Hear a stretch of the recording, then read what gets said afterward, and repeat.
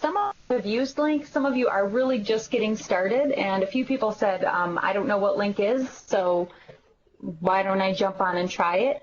Lync is a web conferencing or video conferencing program that we have access to through Office 365, and a few different features. It does have interactive audio and video. A lot of you haven't turned on your video, but you can see my beautiful smiling face if you have access to a webcam. You can also just do audio calls, and you can see we've got texting off to the side so that we can communicate that way. You can share your desktop like I'm doing now. You can see the PowerPoint that I'm displaying. We also have, you can IM back and forth, not only in the meeting, but just back and forth to colleagues with quick questions and comments. It also integrates with our calendar. That's how I was able to send you a calendar invitation, and our email system. So it's kind of an all-in-one product. To access Lync, you guys made it in, which makes me happy. There might be some people out there still trying to get in. But if you simply want to open Lync, you can use the search bar that is right above the Start menu in Windows 7 and just type in Lync. It'll come up. And if you haven't pinned any programs yet, if you simply right-click on a program name, it will allow you to pin it to your taskbar or your Start menu to make it a little easier to access in the future. So that's how you can open it if you're not trying to access a meeting like you did today. And by the way, throw questions in. We've got Craig moderating the chat box, and if you want to ask anything, feel free to interrupt as we go. You do need to log into Lync, and it's your district email address and password, which obviously you all figured out. You can forward these invitations to like an outside email, a Gmail or Hotmail or Yahoo type email. Janice and Lori Stevenson have been using Lync with some parents outside the district. If they have the link, there's an online version of the Lync program they can use to join the video conference. So that allows other people outside the district, or if maybe you wanted to go home and come to my 4 o'clock session, you could still do that from your home computer as long as you have internet access. When you log in, here's your landing page and what it looks like. One of the great things about Lync is it does have a status bar right up by your face, or in my case, my lack of a face. You'll get a color bar, and Janice and Craig are talking about this off in the chat bar right now. This lets other people know what your status is. Because I have a Lync meeting scheduled for today, it automatically changed my status to busy. It integrates with my calendar, so it knows I have a meeting right now. You can change it to do not disturb if you know you're in a busy meeting or with students and you don't want people to be calling you or IMing you or available, but we have all kinds of options to tell people what's going on. And if it's something you're going to use often, Craig has decided in tech, instead of us going and just interrupting him at his door every 2 minutes, we can link him. You can set Lync to always turn on in the options, and you'll start at the little cog that's on your landing page and go to Tools and Options. And there's an option that says Automatically Start Lync upon login. So then it's there and waiting for you when you need it. It's a little weird talking to myself in my office and not hearing anybody. Everybody okay so far? Any questions? Laura, I'm glad to see you made it on. You didn't have a link at first.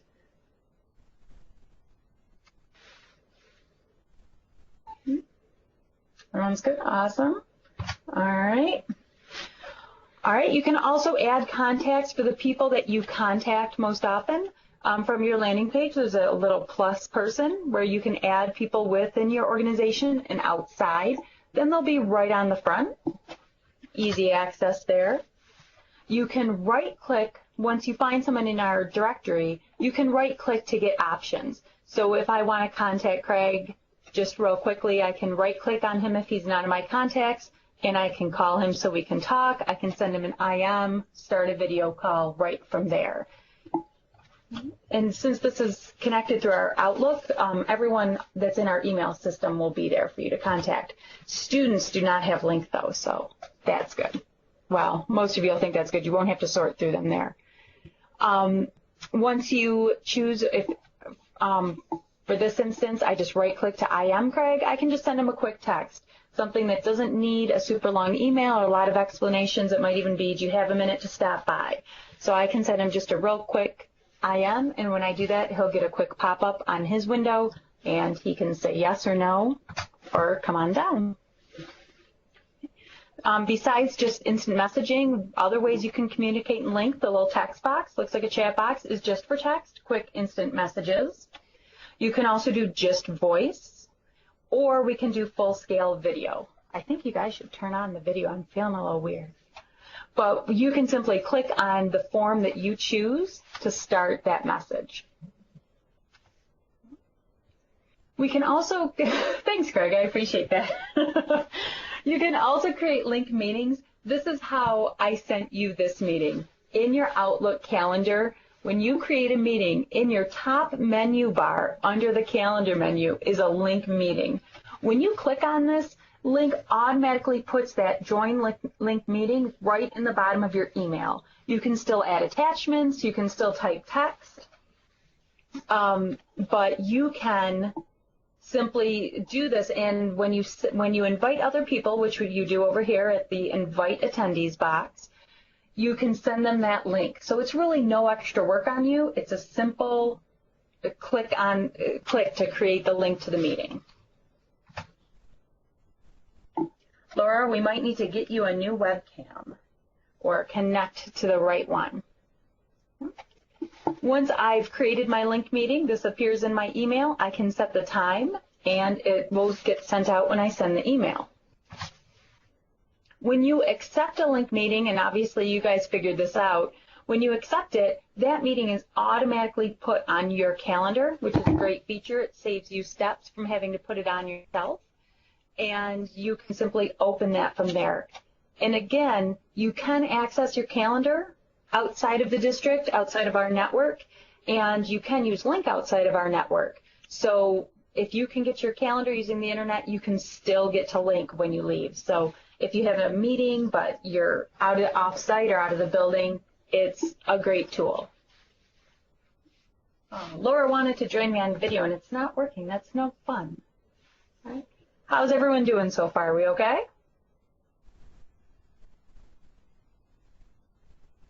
Once you go to join a meeting, you do get some choices. Thanks, Lisa. You do get some choices of if you want to use full audio and video. You can just use audio.